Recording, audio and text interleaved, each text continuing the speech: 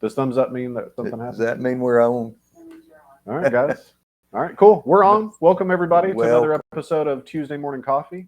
It's Tuesday morning. We got our coffee, so we're in the right place. I trust that you are too. That's right. So for those that don't know, this is my main man, Tony the Too Tall Woodall. Hey, guys. How are you? Appreciate Tone being with us today. Yeah, like I'm every looking day. somewhere over there or over there. Interesting. We don't know. We don't know. Funny. Just keep it steady. If I do my head this way, which way am I now? I don't know. See, this is what happened. I've been on live TV one time in the studio, and there were about 30 cameras looking at me, and all of them, I had no idea which one to look at. So I'm sure that that's exactly what was going on. It's like, why isn't this guy looking at the? Yeah. I mean, I'm like, hey, how y'all doing? Yeah, that's okay. That's okay. You had a good week so far? Yeah. So far, it's cooled off a little bit here. You know, Yeah. It was 100 in hell last week, and so I'm glad it has at least cooled off in the mornings. It's been nice. It's been nice, and I'm headed to the desert. I'm headed to Scottsdale tomorrow, where it's going to be 105. So. Everybody's my age over there. Yeah, well, we're older. That's one of the biggest retirement communities in the country. Yeah, I'm just going to go up to people and say, hey, I'm raising private money. What do you got? That's exactly right. Don't let me forget. I got to talk to you about that. I got a card to give you. All right, cool. Sounds good. So I'm going to be in Scottsdale for the next few days, but you know, the good part about having a team, in part, is things happen whether I'm here or not. So we're going to be buying houses. We can't always guarantee what it is, but that's true. That's true. But which brings me to the deal of the day. This one came Saturday in Louisville, Kentucky. This is possibly the best deal that we had for last month. But bought it for $63,000 cash. Okay. This is hold up now. What's the ARV on it? The ARV is $229. $229. Did it have a mortgage we'd need to take care of? No, there's no mortgage. It's free and clear. It's free and clear. Are there any repairs that would need to be made? There's about $30K in repairs. $30K. That includes updates too. You know, you can't have no crappy kitchen cabinets. No. And then what's your walk away, if you don't mind me asking? Well, Tone, let's not go ham sandwich. The walk away is the price. But yeah, we picked it up $63K, put about 30 in it. We'll be at, say, all in at 100 to go to 229. So we should clear right at 6 figures on that deal. All right. We are going to go retail with that one and cash it out. Although a lot of what we do for our newer people is we buy creatively and we sell with owner finance. Right. So we're creating notes. We prefer notes over rentals because we don't have vacancy and we don't have repair.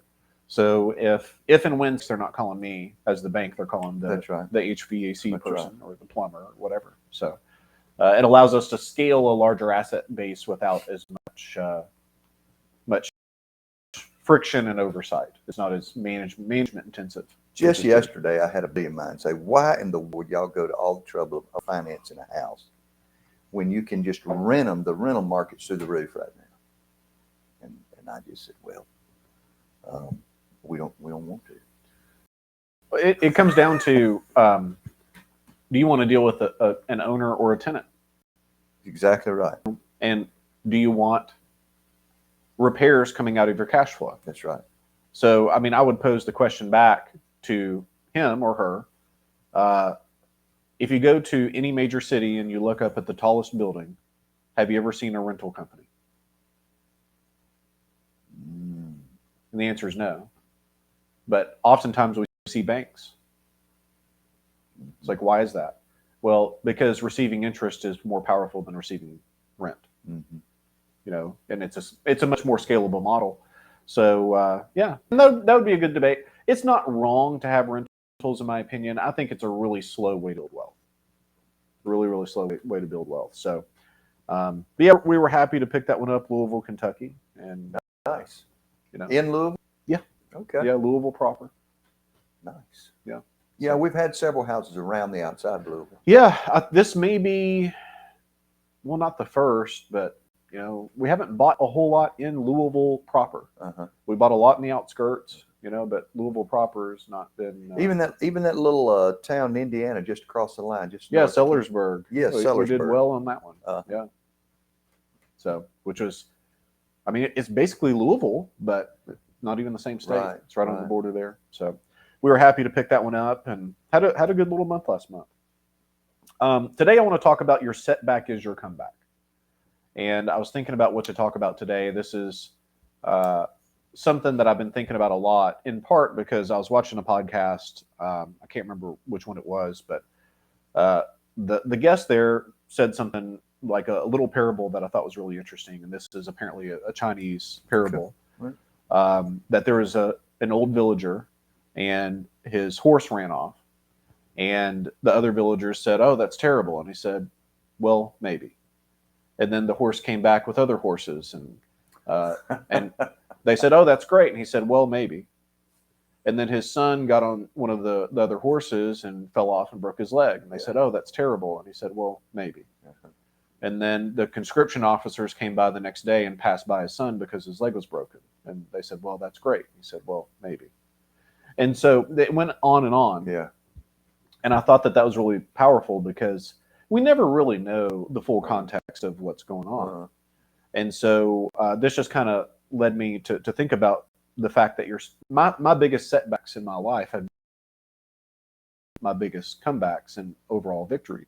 So the first one is not business related at all, but it's kind of something I'm thinking about right now because my mother, that I had very, very little relationship with, her husband is terminally ill. Okay. And so, and I didn't even know his name, but Steph, my sister, called and said, "Hey, Tim is it looks like he's had a stroke. He's going to pass away. And he doesn't have children that he has a relationship with.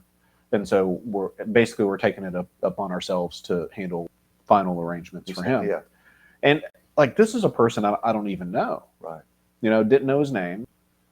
And I'm thinking about, just the relationship there and, the past. And I was thinking about this because, being a younger boy and child and teenager, I was in part resentful of being raised by my grandparents. Mm-hmm. Okay. So, I had less freedom because my grandparents were extremely old school. Uh-huh. Papa was the epitome of that tough Southern man, farmer. I was thinking this morning about, this is probably the best story to encapsulate how Papa used to be before he got sick. He really softened once he got sick in his, the last 2 years of his life. But, maybe in the 70s, there was somebody that was coming into the barn and stealing feed. So Papa sat out there for 3 nights with a bottle of Jack and a .410 shotgun. Shot him. Shot him. Yeah. Now, he didn't shoot to kill him. Right. He didn't have a 12 gauge.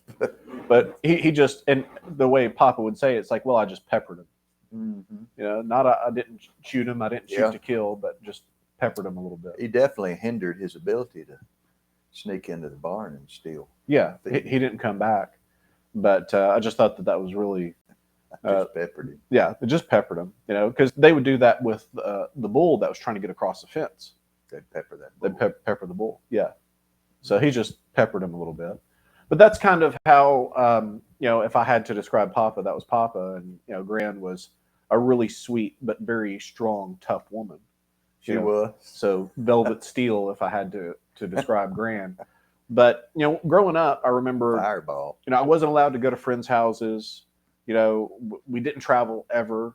The first vacation I ever had, my uncle took me to Disney World when I was maybe 8 or 9 or maybe 10.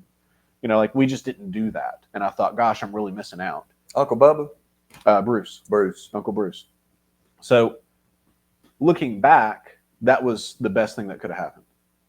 Oh, yeah. That was the best thing that could have happened because I got to be raised by the World War II generation where, you were, but there's so much value that was given to me through that process. And not only value, but I remember one specific scenario. There's a birthday party. This kid was my best friend, like 3rd and 4th grade, but he would act out in class, but me and him had a lot of fun, and he had a birthday party, and I got dropped off. 15 minutes later, here comes Gran, comes back and gets me. I was so mad. 15 minutes at the birthday party. Okay. Ended up, we found out that my friend was being raped by his stepdad. Oh. So you never really have the full context. Mm. It's like, well, I had to to leave the birthday party early. That's terrible. Well, maybe. Yeah. Have you, since you were raised by your grandparents, there might have been hee haw on the Yeah, we television watched from that for time to sure. time. And Lawrence Welk was a big thing. Oh man, I'd watch Lawrence Welk with my grandmother every week, and she just giggled. Every time she'd laugh, she'd cover her mouth like this because she's afraid her teeth were going to come loose. But when Lawrence Welk would say, "And now Sissy and Bobby will dance the merengue," she'd just giggle. And then after Lawrence Welk would come home, we'd start watching the Braves, and that little Methodist woman would dog cuss Bob Horner and Dale Murphy if they didn't hit a home run every single time. She'd just transform into a different person. Oh, that's good. But anyway, on Hee Haw, they had a regular actor who would play a barber, and he'd set a guy down in the barber chair, and he would do that proverb, but they countrified it. Okay. Yeah. Well, my mule went lame yesterday, and the old boy in the chair would say, "Oh, that's bad," and he'd say, "Well, not really." And then he'd say, "Because then what happened was I didn't get hit by that train. If my mule hadn't been lame, we'd have been right across the track and got hit." And he goes, "Oh, that's good." He said, "Well, not exactly." And they'd go on and on and on like that. And it's that you don't really know. Yeah. Yeah. So fast forward to actual business. Yes. I really struggled my first couple of years buying houses, and my first couple of years selling real estate as well. So I got licensed in 2005, started selling real estate as a realtor, did that all the way through college, realized in the crash of 08, hey, I've got to do something different. The realtors that I knew that were doing really well in 04, 05, and 6 were once again grinding or getting a job. And because I saw that too. And the people that I saw that did the best were people that had assets that cash flowed. And so I realized I had to create something. I had to be an owner in something. I had to own something that paid me. Well, I had 3 problems. I had no money. I had no credit. I didn't know what to do. So I struggled for a long time within that. But looking back, it's the best thing that could have happened. So it's like, oh, I'm really struggling in my business. And if someone had told me back then when I was 23, 24 years old, well, that's good, I'd have wanted to punch them right in the mouth. Mm-hmm. But I didn't have the context of that either. Mm-hmm. Because looking back, I think so fondly of those times where I was putting out We Buy Houses signs at 3 a.m. And we've talked about that. Or, the first deal that I ever got under contract ended up falling through at the last second because of a title issue that wasn't my fault, and just how just devastating that was for me. And now I look back on it, it's like, that's really funny. It is, because I think about how over time it's been through all of that investor creator has come into being. Yeah. And so what is missed a lot of times by somebody who's going to get into a mature program is the struggle you're talking about back there that actually built the program. Yeah, that's right. I can empathize, and I have a deep understanding of where someone has been if they've been struggling for a couple of years. Yeah, yeah. So when the expectation is, I'm going to get in this, throw some money in the machine, it's going to spit out gumballs to me right away. And that doesn't happen. It's like, this doesn't work.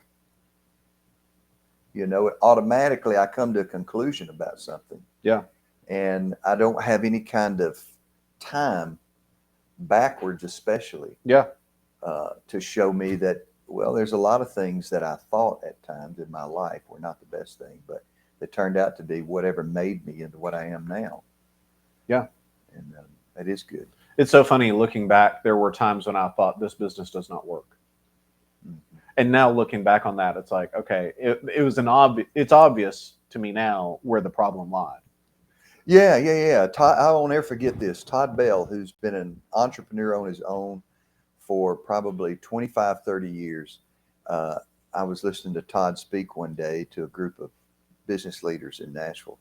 And Todd said, one of you said to me last week that this doesn't work. And he said, I'm telling you, you're right. This doesn't work. I work.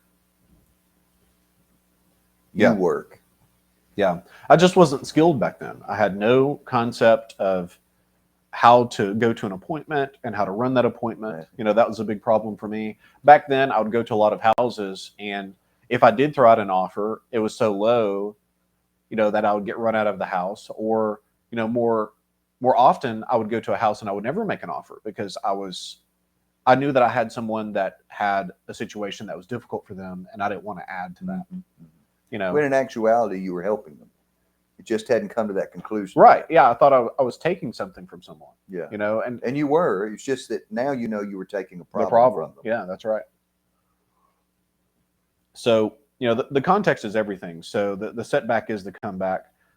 Looking at what is appearing to be the best deal we will have done up until this point, Oscar Green. So me and Tony went to go see this house yesterday, and it's the same thing as like this Chinese proverb. So, you know, Tony went to the appointment. It was a divorce situation, as best as I remember. House needed some work, but it was in an area that we knew at some point, not sure when, but we knew at some point that this area would really hit because it was on the outskirts of two very, very wealthy areas that had not quite, it just hadn't hit and pushed out that far. Mm-hmm. And we had 10 acres. We had a house of 32 or so hundred square feet, detached garage with living space above it.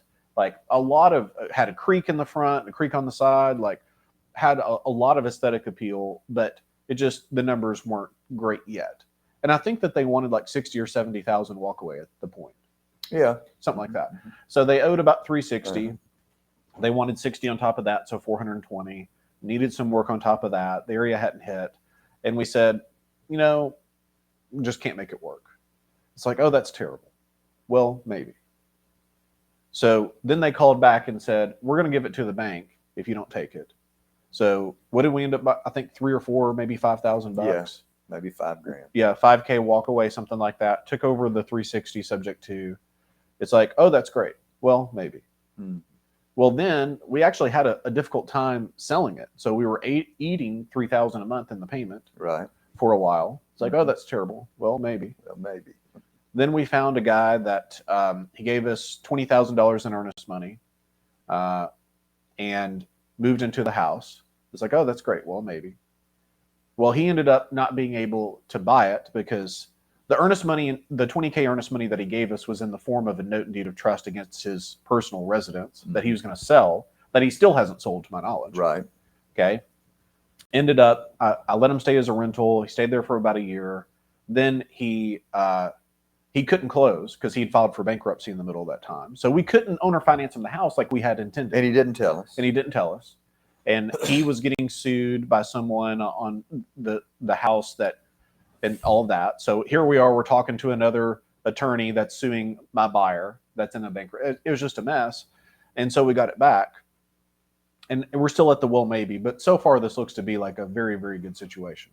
So we got it back a few months ago. We've been, well, probably 6 months ago now. We've been sitting on it, you know, just figuring out, well, what do we want to do with it? Do we want to rent it? Do we want to owner finance it? Like, what do we want to do? Went ahead and demoed most of it. Demoed it. We knew that it was going to take some work anyway. And so then what happened was what we've been waiting to happen is we had our first really, really good comp in this area.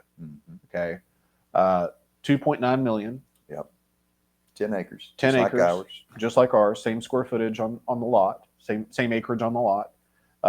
Lower square footage on the house, but the house is better for sure. Yeah, it's a gorgeous modern farmhouse. Yeah, farmhouse, cathedral ceiling, God. Stained, everything. But it sold for $3 million.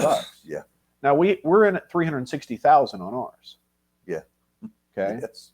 Holy Ghost. You know, and ours needs some rehab. But yesterday we met. What's his name? Tommy Sullivan. So you were talking about the house that you'd found. You know, that was the great comp. Yeah. So I went out there about 2 weeks ago, and because I was headed to West Tennessee, going down 840. So I thought, well, I'm gonna stop in and make sure that's okay. And I saw the sign on Oscar Green for the house you're talking about, the comp. Yeah. So I called the guy. His name's Tommy Sullivan, and talked to him a little bit. And I thought, And then he told me about other properties you sell in that area. in the last year. I'm 17. I'm on one road, And so anyway, he met us out there yesterday. Turns out it is going to be a nice deal. You have options now with it that you could do. They won't all have the same payout. Yeah. But some will have less work than others, depending on what you decide you want to do. Yeah. Yeah. And I've kind of thought about just selling it off and letting someone else do the rehab. Mm-hmm. And I've thought about that. I think maybe not. It'll definitely be the biggest rehab we've ever done, and we're not big rehabbers. Right. But I'm guessing we'll probably spend $200,000 on it. I think so. Something like that. I think so. But we'll make it cool, Uh-huh.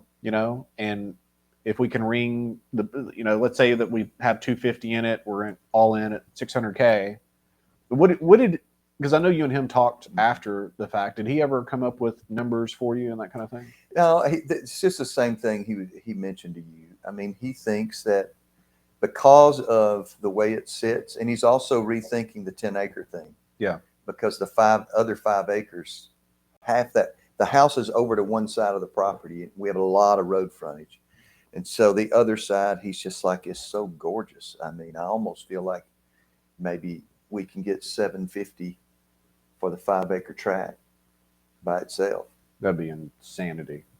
And then the house, maybe $1.5 million. So then you're at 2.25. But that'd be okay.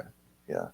That'd be okay. So, I mean, I think we're off to the right, but we don't ever know. We have been through so much of this with that one property. Yeah.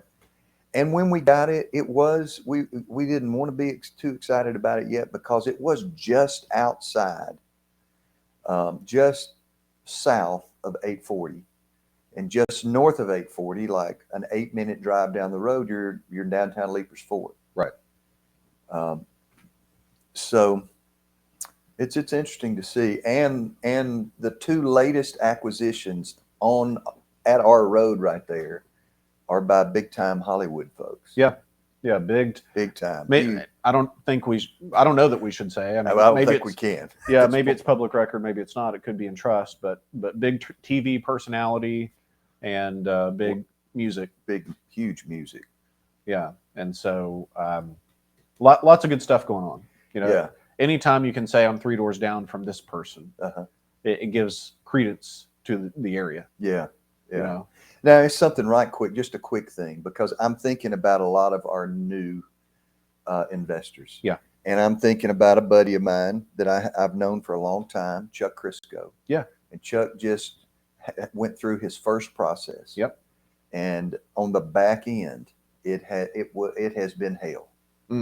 For him to get paid out. It closed to his seller. He rehabbed it and closed it, sold it, but they held back $21,000 of his $40,000 profit because of 2 liens that had already been paid off, but HUD had not sent the release yet. No. And so they were withholding his money. So he was on this roller coaster. I mean, $21,000 of a 38.5. Yeah, it's most of it. That's most of it. So he has been on this roller coaster, but that's the kind of stuff that prepares you for an Oscar Green 10 years later. Yeah. Yeah. You don't know what's happening at the time.